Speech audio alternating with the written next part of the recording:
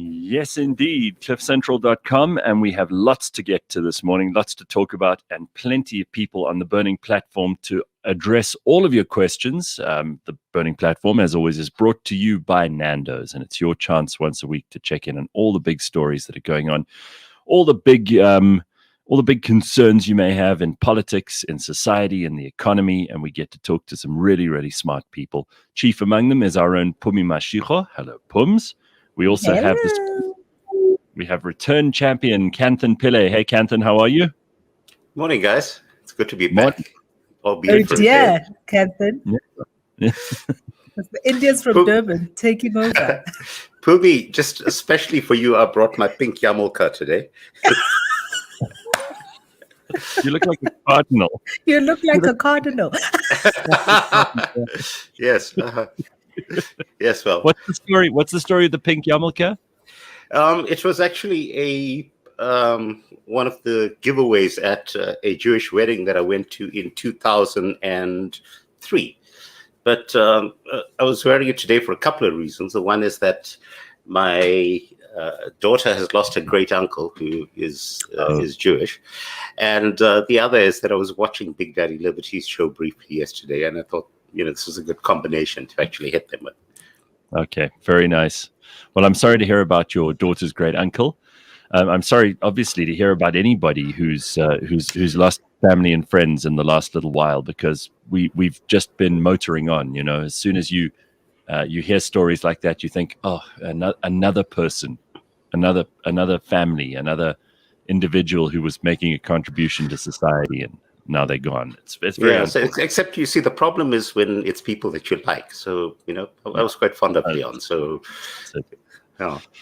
So I'm also pleased to welcome this morning Dr. Anthony Turton, who joins us also from his home. So we've got everybody at home, but we're all part of the show this morning. So Dr. Turton, nice to see you. Thank you very much for making some time for us.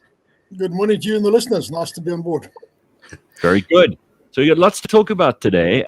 I'll start off with Anthony. Now, of course, you're a political scientist. You specialize in transboundary resource management. Something Kanthan is probably going to want to talk about in a short while is water. But let's just talk about that letter of yours that went round during the riots and looting in Durban.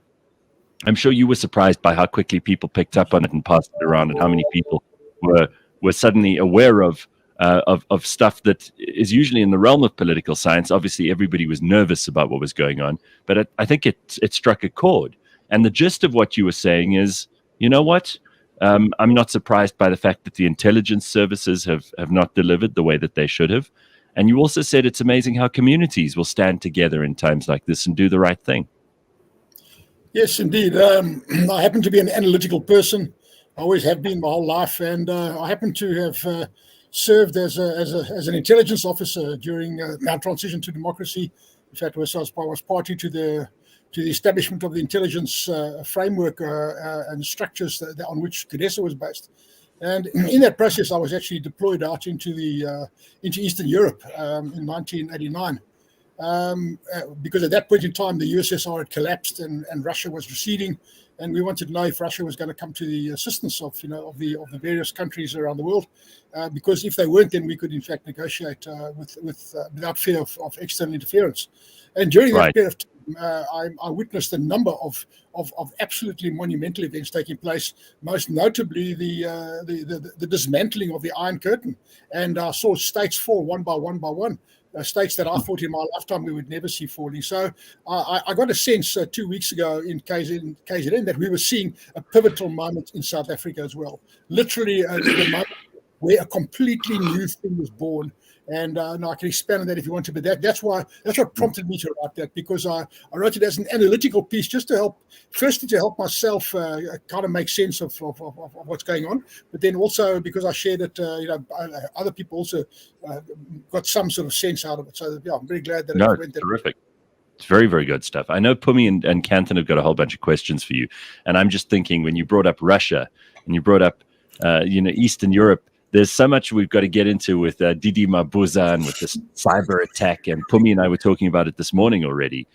So we could go there immediately. But let's just talk about water, because very often on the Burning Platform, we get bogged down in current affairs and we start talking about them and we go round and round in circles.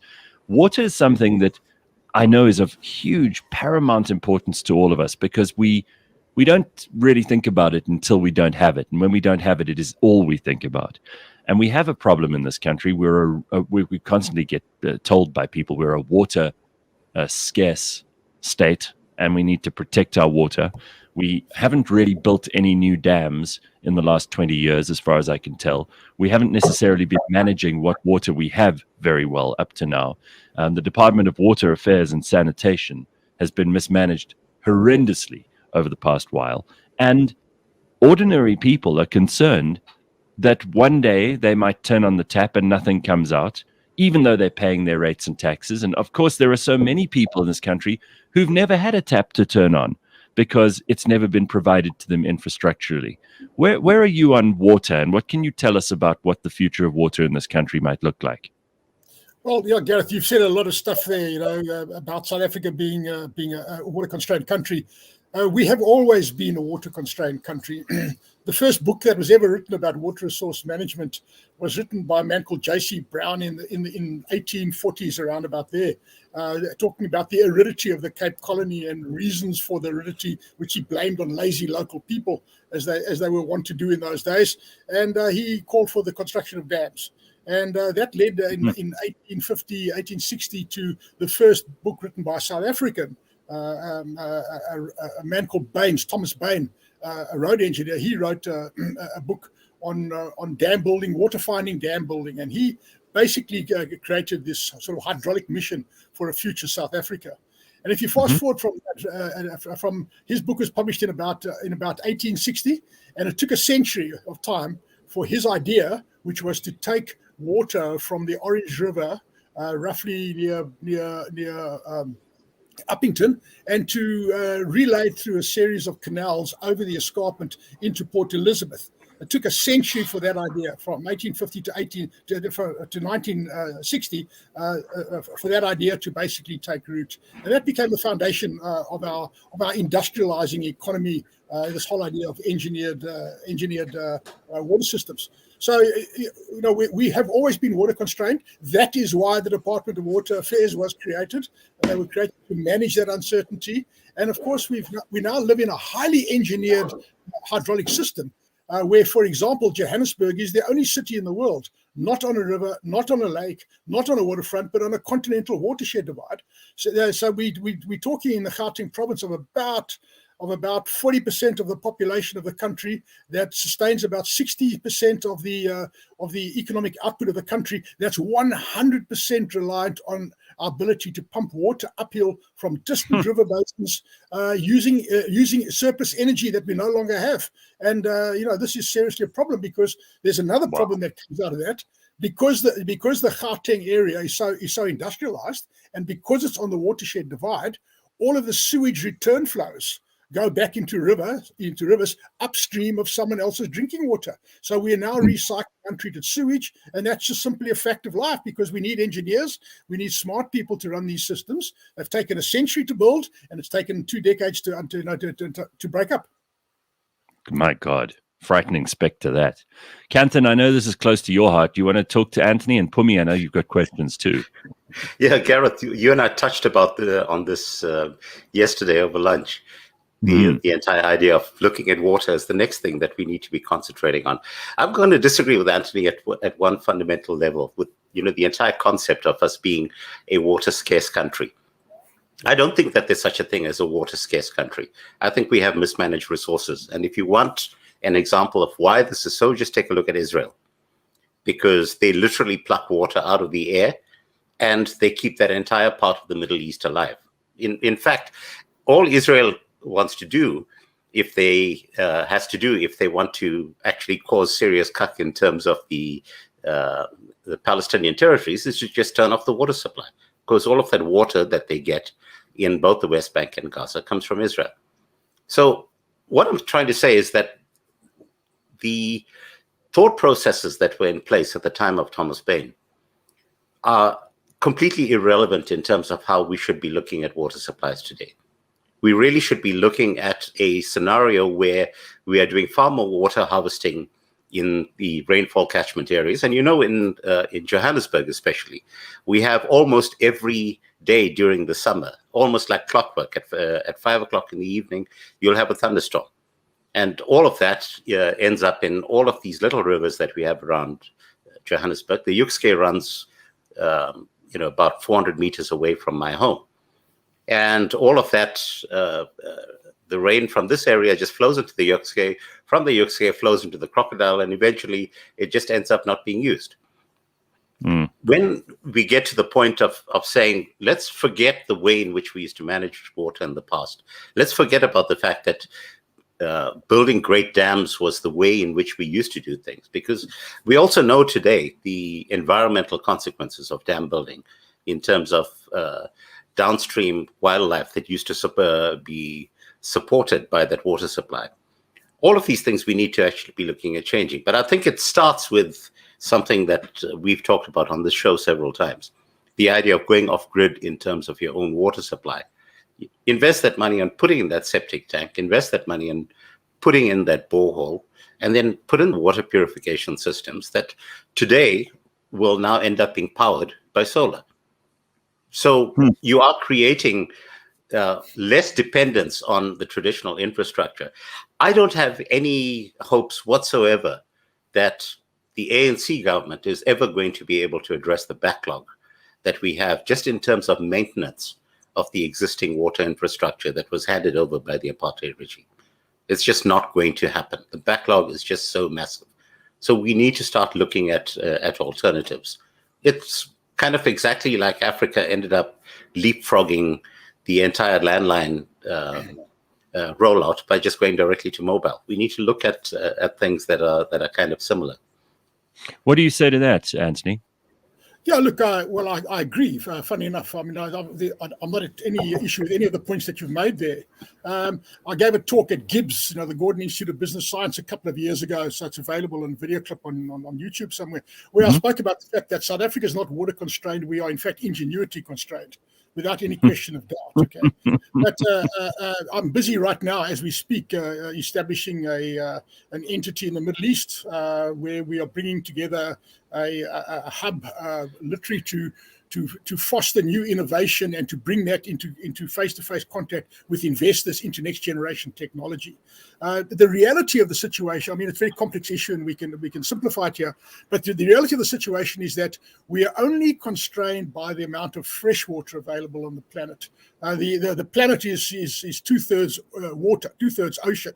Of the total volume of water on the planet, only less than 2% of that water is fresh water, and that fresh water, that's what we have constrained. Okay, and I can go down into into a lot of numbers, but the important thing is that water is a flux that moves in time and space, but we manage it as a stock.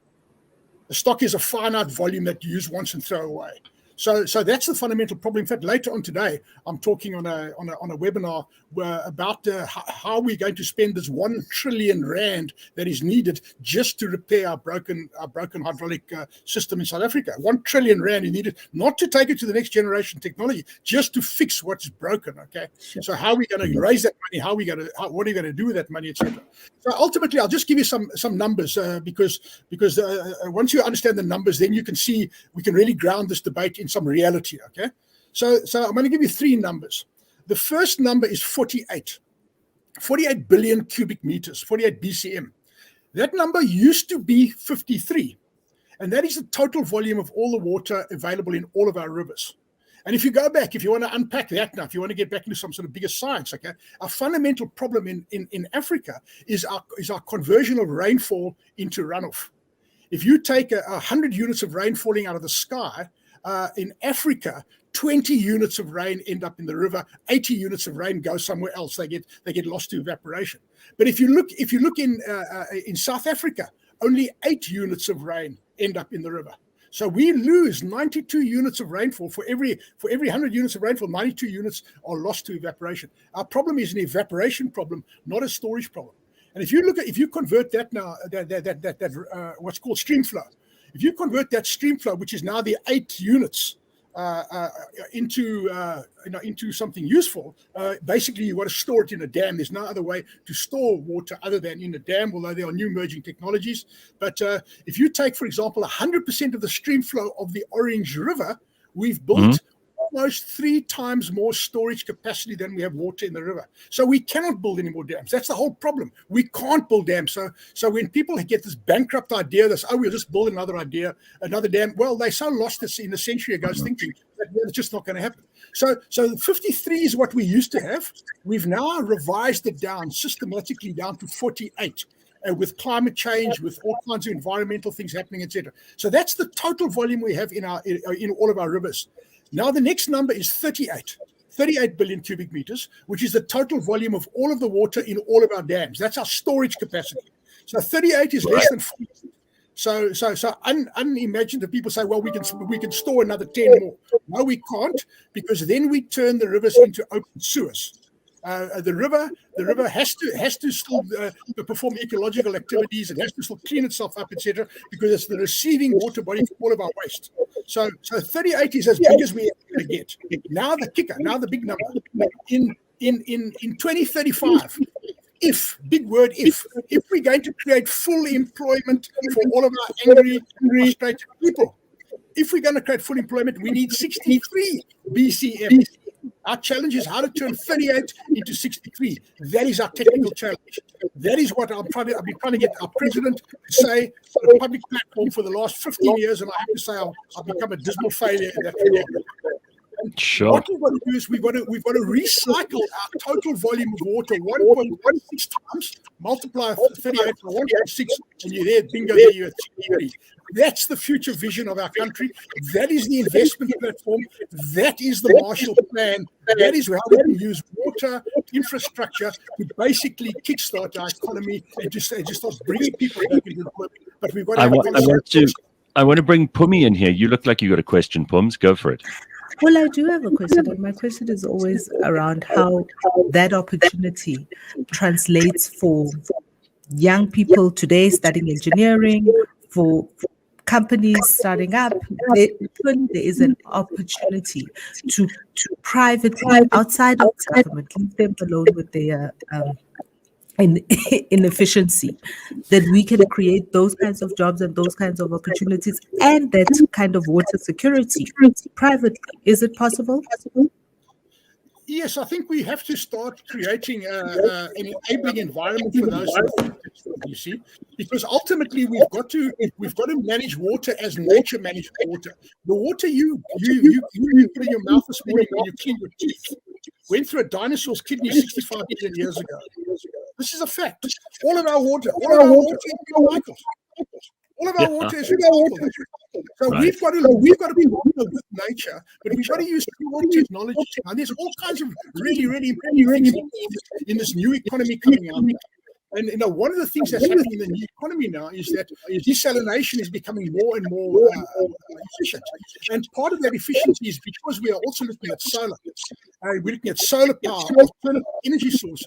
But now it gets even more interesting when you're looking at the hydrogen economy, which we're looking at in the Middle Eastern case that I'm working on, where we're looking at the hydrogen economy, where you use electricity generated by solar or wind to basically split water into hydrogen and oxygen. That's what the Jeff flight to place the other day was about. It's about launching the hydrogen economy. But when you do that, you actually use hydrogen as a store for energy you can use some other time in some other place. So now we've got a whole new evolution change in economic terms, in socio-economic terms, and this is the kind of exciting thing that we should be talking about. We've tried to establish this. It's always consistently on deaf ears. So we're now taking it to the world where people are they're setting it up. It's happening. They realise that this is the way to go. I think this Gareth, is a huge echo. Is there anything? Can the guys at the studio do something? I have a huge echo, and I think a lot of people are having the same problem.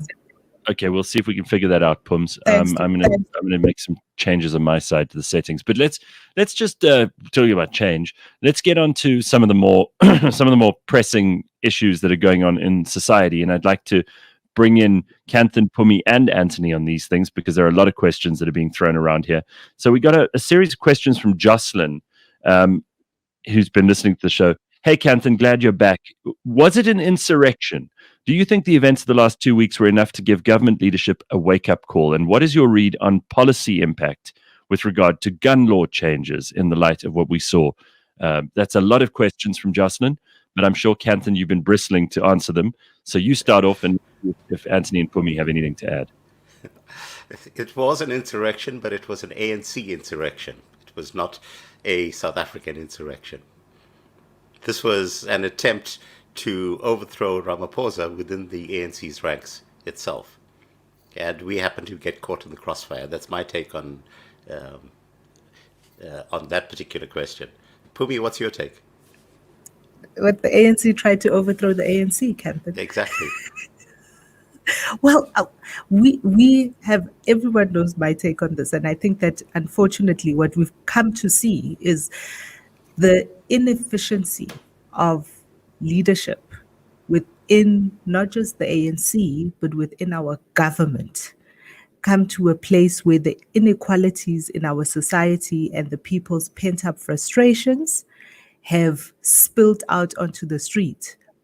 But also, there's I have a conspiracy theory as well, that there's also a bigger head at play. Gareth, don't laugh at me like this. I'm telling you, we're going to be back here 6 months from now, and we're going to be watching DD going, how did we get here? And it's going to be because there's a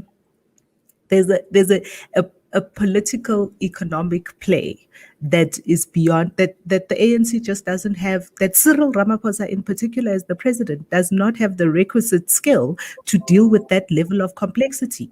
There are many moving parts here, and he's just unable to hold it all together, to pull the people to corral the squirrels into a particular direction. And that's what we're seeing. It's bursting at the seams.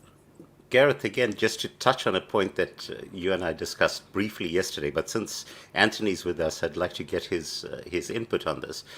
One of the issues that was very clear from this is that there was a complete failure in terms of the National Intelligence Services to give any information to Ramaphosa. And I was throwing back to a scenario, I think it was late 70s, early 80s. I think it was around 78, 79. When Pierre Botha came into power. And the first thing that he did was he completely gutted state security. I mean, he just basically, I think it used to be called BOSS, Bureau of State Security, and he tossed it out of the way, and he set up an entirely new intelligence service from scratch on the basis that he needed to have credible intelligence, as opposed to the Ramaphosa scenario that we have right now, where he's basically taken an entire intelligence service that has been put in place with his extremely hostile predecessor over the past decade. And he's expecting them to provide him with reliable information.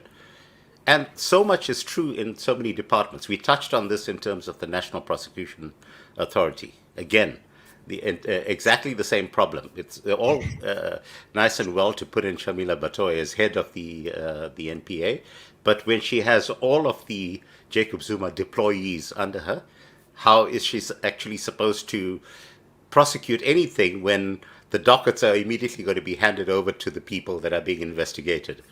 So, Anthony, you were there at the time, I guess. So maybe some insight into what went down at the time. Yes, okay. Well, look, you've asked a lot of questions there. I don't know if we have enough time, but let me just quickly give you an answer to this. Was it insurrection? Yes, I think what it was a very sophisticated attempt run by very smart people to try and lubricate the traditional cleavage lines of South Africa, which is race. And in that regard, it failed. It was an insurrection, an internal power struggle within the ANC, trying to lubricate the lines of race, but a spectacular failure. To answer your other question, yes, it's a lot more complex than you've made it out there. P.W. Botha, when he came to power, you must remember he overthrew B.J. Foster, and B.J. Foster came unstuck over the info scandal, and the info scandal was about the Bureau of State Security waylaying, in fact, 30 million rands worth of money. So they took 30 million rands of money out of one budget and they put it in another budget, and for that they were in trouble. Now, if you fast forward that, what Jacob Zuma did when he became president, I remember he became president through an internal, what I would call an internal putsch, or an internal coup, for want of a better word, at Polokwane, where he used elements of the intelligence apparatus, but they were external to the service at that point in time. He used them to actually put himself in power. So one of the first things he did when he came to power was he merged the South African Secret Service, where I used to be a staff officer, with the National Intelligence Agency, the internal service. He merged them into a thing called the State Security Agency, the SSA, which really mirrors BOSS. It's exactly the same as what BOSS used to do. The only difference being now that the Zondo Commission of Inquiry has indicated that they've misappropriated over R1 billion. So it's orders and orders of magnitude worse than BOSS. But that's what they're doing now. They engaged in completely illegal activity, because I was involved in the initial setting up of our democratic oversight structures for our intelligence services. And in fact, the reason why I'm not still a serving member of the intelligence community is precisely because of the internal power struggles that were waged over the time that Jacob Zuma was making his move to come into power. And I was one of the guys that I decided to jump before I was pushed. But it was, the writing was clearly on the wall that this is where it was going. I have a question. You talk about extremely intelligent and sophisticated players who try to create this, who try to expropriate and also exploit a cleavage that is already there. Who, in all of the players that we know, is sophisticated enough to pull that off? It's Jacob Zuma's camp. I'm interested to know who you think is as sophisticated and as organized and as intelligent as what it took to create the havoc that we saw in the past 2 weeks, and still continue to see. If I look at what's happening in Cape Town with the taxi violence, it's a very similar. They've taken advantage of what in Cape Town would isolate Cape Town and create chaos there, and are using that to create chaos. What's happening with Transnet, I don't think these are all isolated incidences. Who has that capacity? Yeah, I can easily answer that one, because I was working on that matter before I found myself per G. Okay, what was very evident in the work that we were doing at that point in time, we were doing work, just to give you some historic context, in the transition to democracy, the police forces were completely in disarray because of the Harms Commission of Inquiry and all of the hit squad activities and the flak blasters and all of that kind of dirty tricks department. Okay, so the police department was in disarray, and as a result of it, there was never the ability to create a crime intelligence capability. And you still hear today crime intelligence always about this infighting in crime intelligence. It's never been stable from the time we transitioned. Okay, so at that point in time, a decision was made, because of the experience that my team had in specialist work that we had been doing to, as part of the enabling environment for CADESA to take place. A decision was made to place under my control an experimental unit looking at crime intelligence, and we started looking at cash and transit heists.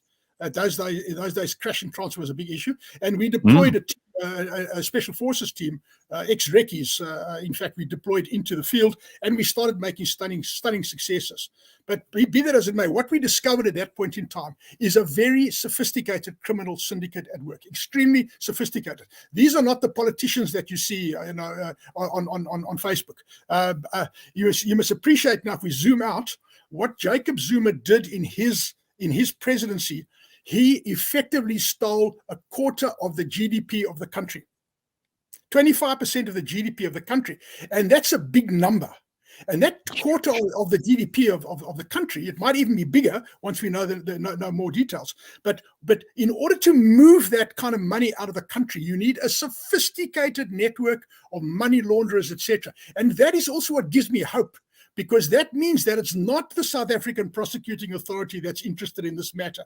We're not talking about the FBI. We're talking about the American Secret Service, because dollars were involved, money laundering was involved, etc. So I am convinced that this is actually the silver lining in that whole dark day, because now we've got the big boys in the room. Now we don't see them. They're behind there. They don't come out on Twitter and make little statements of what they're doing. Okay, they just do it, and this is what's going to be coming down in the near future. So yes, it was extremely sophisticated. The messaging was sophisticated. It was almost military precision. And in fact, I can zoom back. I live in the Ugu district, the Ugu district municipality of KZN, centered on Port Shepstone. And for the last 2 years, we've been seeing surgical strikes, surgical military special force precision type of strikes against water infrastructure. A certain valve is taken out, a certain pump is destroyed, a piece of pipeline is taken out, but it's not just any piece of pipeline. It's a piece of pipeline that is very difficult to replace, and it means that reservoir is going to drain, and you're going to be without water for a month. Okay, so this speaks to a sophisticated targeting, command and control capability. So there's no question of doubt that there was a lot of sophistication in this thing. The puppets that you see, the politicians, they're just the stooges. They're just the beneficiaries. They are the enablers for the trough feeders to feed off the trough. Okay? But we're dealing with this undercurrent. We're dealing with a very sophisticated undercurrent. And don't underestimate those people. They will fight back. They will fight back. The thieves always do. Yeah. They don't want to lose their... So, Kanthan, you didn't get into it, but guns was a part of Jocelyn's question, and then we'll move on to some of the other questions that people have. But gun laws in South Africa, and the fact that there are lobbies who are trying to petition government to bring in even stricter gun laws. I don't know how that's going to help, because the problem isn't legal gun owners. The problem seems to me to be criminals with guns, and even the police, you could say, are the biggest problem here.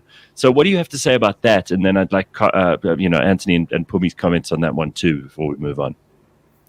Well, there are two things that I'm going to say, which again I've said on the show in the past. There are two things that give me great comfort living in South Africa. The first thing that gives me great comfort is the fact that we have the most incompetent military on the entire planet. The second thing that gives me great comfort is the fact that we have a populace that across the board is heavily armed.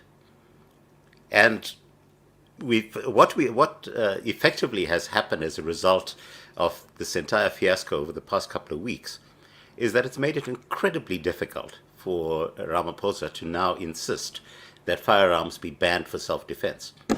Because in terms of the Firearms Control Act, that was kind of underpinning it, the entire idea that you were not allowed to carry a firearm for self-defense anymore.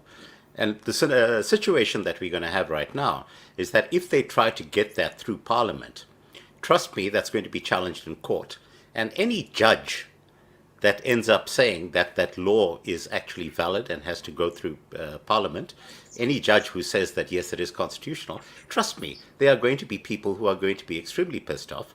And I don't believe that any judge in their right mind is going to turn around and say, we're going to disarm the populace of South Africa.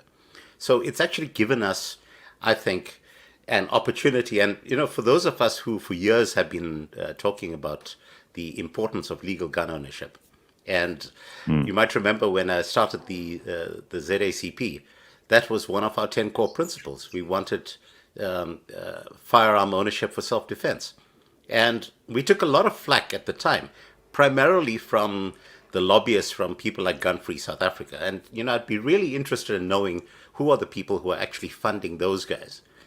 Because if you get to the bottom of why NGOs want to disarm a populace in a violent society and hand power to be able to enforce execution by firearm only in the hands of government, we need to find out why they are pushing that particular agenda, who is funding them, where is that money coming from, what is their agenda.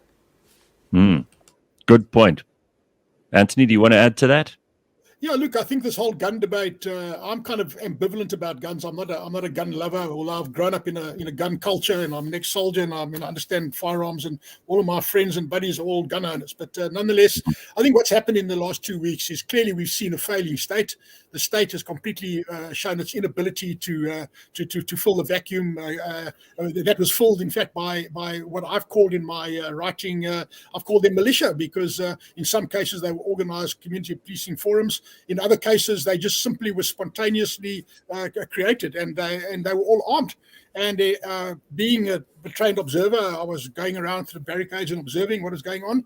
And what I saw there was quite remarkable, because one of the elements of what I saw there was the emergence of firearms that are no longer in need of having to be licensed because they're propelled by carbon dioxide gas, etc. It's not an explosive charge that propels them. And these things are lethal. These things are absolutely lethal, but they don't need to be licensed. I've seen people with crossbows. I've even saw a young kid up in Pietermaritzburg shooting people with a catty. Okay, and he dropped somebody with a catty. So believe me, if we're talking about this, about this whole gun ownership, you can only enforce gun control when the state is strong enough to actually show its presence beyond the mere symbolism of being in power. And driving down a highway in the blue light brigade is a symbol of power, but it's nowhere near the reality of control.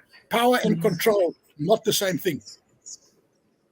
Pums, you're nodding your head in agreement and smiling. Well, yeah, because laws are only as effective as they can be policed.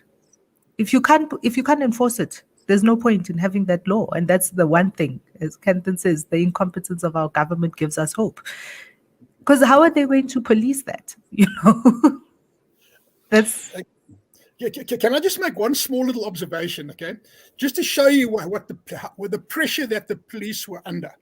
On the south coast, just south of Durban, there's a small community of people that came under enormous pressure. The police were completely overwhelmed there. They ran out of ammunition. They reached out to the private sector, private players, private actors, got the ammunition for the police. They procured the ammunition for the police force. Okay, so there is one case study on its own. Okay, where the private sector was more efficient at providing ammunition to the police than they were unable to do it. Yeah, then you have a finance minister that comes out with austerity measures, and his austerity measures are: we're going to cut the budget to the police force, we're going to cut the budget to the army. We have just had 2 weeks of mayhem. And we've seen how under-resourced those two services are. And actually, the best thing that we can do is we're going to cut their budget. Come on. Okay, how's this for two paradoxes? Just two quick paradoxes. The first paradox is the arms deal, the original sin that started all of this drama for Jacob Gedleyihlekisha Zuma, has left the armed forces weaker and less able to respond, okay, than before. Okay, that is a simple fact of the matter, okay? And the other one, the other one is just sorry, it's gone off my mind now. The second one. That's all right. I mean, listen, I want to get to something else. The second one's back. Okay? So here we're talking about austerity, and just about a month or maybe 2 months ago, we had our president defending the fact that members of parliament who earn in excess of R1 million a year of salary make ends meet. Okay, I mean, how out of context is that? How is that not a moment of let them eat? I mean, it's insulting to ordinary people. I mean, we've got such high unemployment, and he's busy saying, well, parliamentarians can only live on R1 million a month. It's criminal to make them live under anything less. Yes, but the rest of us can live on 350 Rand a month, Gareth. Sure. And I do see, this is an interesting point. I wasn't going to bring it up this morning because we've got so much on the agenda. But, I see the news, all the know-it-alls in the general news media saying it's so important that we have this 350 Rand a month given to poor people. It's always these media types who appoint themselves with a mandate from the poor. And they're saying it's really important that we extend this beyond March. First of all, I want to know who they think is going to pay for that. Second of all, aren't you sick of hearing patronizing statements from people in the media and politicians generally about how ordinary people can manage with 350 Rand extra from the government every month? That's going to make them exactly how independent in the future? It's outrageous that people are even having this conversation. Every time I hear it on TV, it just drives me mad. Am I the only one? I have a quick way to fund that 350 Rand a month. Just change the minimum wage in the country to 350 Rand a month. And suddenly you'll have full employment. There we go. It's as simple as that. But if you turn around and tell the self-same media pundits, let's just make the minimum wage 350 Rand a month, they'll say, oh no, people can't possibly survive on 350 Rand a month. You must be mad. And Hypocrisy. Contradiction City is really big. Gareth, just to get off the doom and gloom for a second, one of the questions that someone asked me was, how can we turn our reputation around and attract investment again? Yes, And I very just good. thought I'd toss that out here. Well, go for it. I mean, this is a very valid thing because we are looking at a situation where generally the South African stock market has been lackluster. We've seen a huge amount of disinterest and disinvestment. And when we see violence like we saw in KZN, tourism certainly is down. Tourism is a major addition to our revenue sources in this country. But we've also got people who are actively divesting. They're taking their money elsewhere because they think now, based on what we saw 2.5 weeks ago, that this is a dangerous place to put your money. How can we turn that around, Kanthan? Where do you want to go? Okay, okay, Anthony, you go first. Go All right, first. Anthony, you go first. Yeah. This little webinar we're giving later on today is about this topic here. Water is an economic enabler. Water is the absolute ultimate economic enabler. And you can look at anywhere in the world where you don't have water, where you don't have reliable water supply, you don't have economic activity. So we believe that this investment of 1 trillion rand that we've got to raise now into the water sector is part and parcel of that Marshall Plan, part and parcel of the reinstatement of the tarnished trust and reputation of the country. South Africa is a country of enormous possibilities. And in fact, to really talk about the exciting stuff here, if you look today at your kind of generation, the people whose faces are in front of me here now, your generation in general has lived your entire life with profound uncertainty. Within that generation, there is a crucible of energy, of power, of knowledge that's quite remarkable. If you start harnessing those people and aiming them in the right direction and resourcing them correctly, we have got all that we need, the necessary conditions for a major economic upkick in the future. Remember, I'll just give you another number. 25% of our GDP was stolen. Another 25% of our GDP has left the country as foreign direct investment, ordinary people's savings that people are fearful of keeping money in the country. That's 50% of our GDP gone. Now we want to talk about giving 350 Rand grant to people. Who's going to sustain that? Where's the tax base to sustain that? So we've got to literally get excited again about South Africa as an investment destination. We've got to start looking at this whole recycling economy, this whole circular economy. Everything that I like that, and I mean that dovetails very nicely into the rising tide of excitement around sustainability worldwide. There's a huge environmental lobby in places like Europe, and those people are looking for places to put their money, and they're not getting returns in their own countries. So what you're saying, Anthony, is bring it here. Kanthan, where do you want to see that money going, and how do we attract more of it? Look, I think that the money is going to continue to come to South Africa, but it's not going to come through the official channels. Where we are going to actually score big over the next decade or so is in terms of the intellectual capital economy. But that's not money that's going to flow through established, through any of our financial systems in this country. Let me give you a very specific example. If you look in terms of people who work in the creative industries, people who work in marketing, people who work in terms of advertising, people who work in terms of film editing, those are things that can be done by highly skilled people in South Africa at relatively low cost. And all of that work can come from outside the country. But at the same time, would any right-thinking person with those skills in our country want to be setting up a company here in order to be able to get that money when you have to give a percentage of your company off to rent seekers in the form of black economic empowerment? The answer is no. What you do is you set up an offshore company in places that allow for electronic citizenship, like Estonia, and you provide the services in South Africa, but you end up billing obviously at a rand-denominated price, but the money stays outside the country. That money just goes into a safe little offshore account, and you bring as much in as you need in order to sustain yourself. So I think that this is a business model that is already in place by a large number of people, and it's only going to grow simply because of the fact that you don't want to be farming off a portion of your business to state incompetence, to black economic empowerment, to high taxes, all of those things. cut yourself loose from the tax net completely. Well, That's where we are going to see growth. We've seen so many South African companies registering their head offices in places like Mauritius too, for this very reason, right? Sure, that's exactly the point. Why would you be wanting to pay the outrageously high taxes that we pay out here when money wants to move wherever it happens to be freest? Now, going back to the Marshall Plan that Anthony's talking about, look, I've no doubt that the trillion rand will be set aside, and I've no doubt that trillion rand will be stolen. And it's not going to actually filter down to the ground level. But what I can see happening, and if you particularly look in terms of the secessionist thought process that's been gripping much of the country right now, and if you look particularly in terms of the West Coast, in other words, of the Western Cape, which is one of the most arid regions around, but there's the Atlantic sitting right next to it. And if you have the capacity to actually put in place desalination plants that are powered by solar, because you've got solar energy throughout the year, then you're able to actually desalinate enough water to be able to actually turn that into one of the most fertile parts of the country. And again, that money is only going to come from the private sector.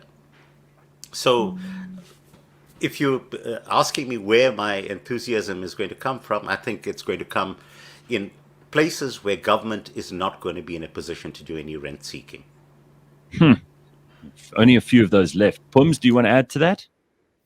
Well, first I want to say Dr. Anthony cannot leave the show today without telling us about his webinar and how people can get to that webinar, because I do think that our salvation, is that the right word, for South Africa really lies within the ingenuity of South Africans. South Africans are incredible people with incredible ideas, and the first thing we have to divorce ourselves from is this thinking that government is going to be there for us. Is going to be the one that's going to create the enabling environment. We leave them out of it. We've got to find the ways and opportunities that are going to make us have the money that we need to be able to live. Kanthan, you talk about digital citizenship. We just published a book on Amazon, and you get a Payoneer account. Everything gets paid through that, and if you need that money, you can put it into your standard bank account or whatever. But I mean, there's so many different things that in order to make the world work, you really, really, really don't need the South African government to make it happen. You just have to export your skills, your brain, and your ability. And you can still stay here in sunshiny South Africa. Okay, you asked me about this thing later on today. It's the Cape Business Network, CBN. I will send you a link after we go offline here, if that's okay. Right. Yeah. We'll post that on cliffcentral.com. No problem at all. Okay, so there's something I just want to quickly go back from the hopeful stuff to the hopeless stuff. There's a question I got from one of our listeners. I think it's an important one because we touched on this briefly the other day, Phumi. I hear people like Sebenzile Nkambule on Power 98.7 trying to agitate Zulus against Indians with dangerous narratives of the Phoenix massacre. And I was wondering if you guys had any comments on this, if the focus could maybe be changed to the lack of effective policing, because that is the cause of so much instability in places like that. But we do see these old fault lines rearing their ugly heads again. It seems an obvious and a convenient excuse for politicians to use and for their lackeys in the media to be using. We don't need to pit Zulus against Indians in KwaZulu-Natal. This is not good for anybody. Well, it happens in cycles, because you remember 1949 was the first time this actually happened, and they found an utterly defenseless populace at the time, and that was a massacre of note that took place in 1949. Similar thing happened in the Inanda riots of 1985. And I think that the change that happened today was, for the first time, they found a populace that was not defenseless. And the interesting thing for me is we still don't have an accurate figure in terms of what the death toll was in terms of Phoenix. So everyone has been trotting around these figures. I have not had any official figures whatsoever in terms of how many people actually lost their lives at the time. And if anyone here can throw light on that, I'd be really interested in it. But the crucial point for me is that it was an attempt to actually sow division between Indians and Zulus in KZN, and I think it failed miserably.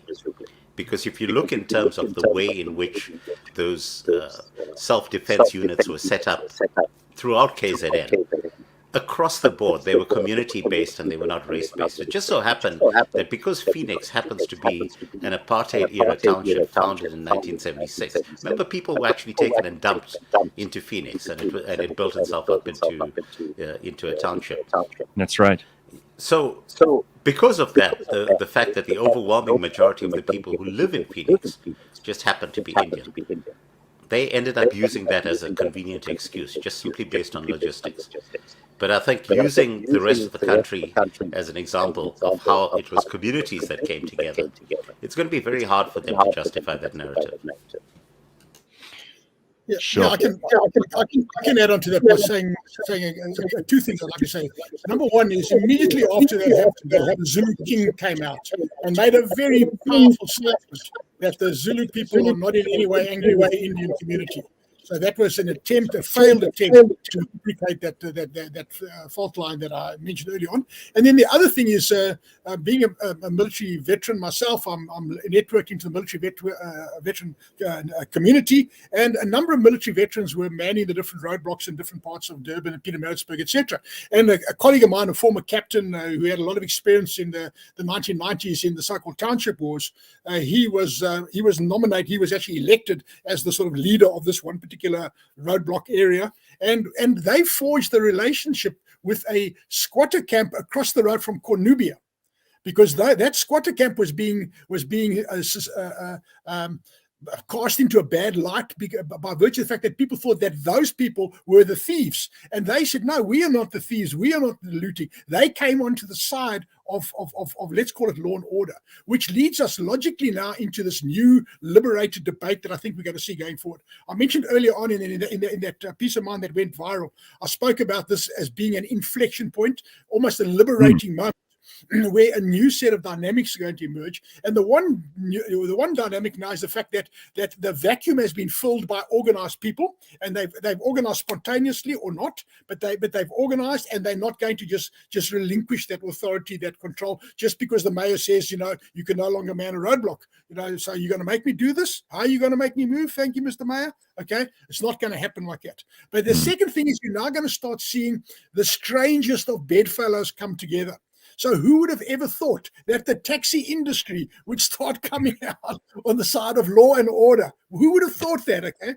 But I think the new debate going forward is going to be the deracialized debate of really what it is. We are South Africans, pink, white, yellow, green, or whatever you are, okay? We are South Africans. We are the bitter einders. We've stayed to the end. We are going to make this country of ours work. It's our country. Don't waste my time by saying I'm not an African. I'm a 12th generation African. I'm as much an African when the Zulu nation was only born in 1818, April of 1818. I can trace my heritage back to the 1500s and the 1600s in South Africa. So please, that's a sterile conversation. Let's not go down that route. This invigorated South African society is now going to go forward, and they're not going to take nonsense from politicians anymore. Though the bloodsuckers have sucked as much blood as we are willing to give. It's no longer a willing donor, a sort of a blood-sucking relationship that we have anymore. Okay, there's a backlash now. An elephant can only carry so many ticks before the elephant becomes emaciated, and then with its tail,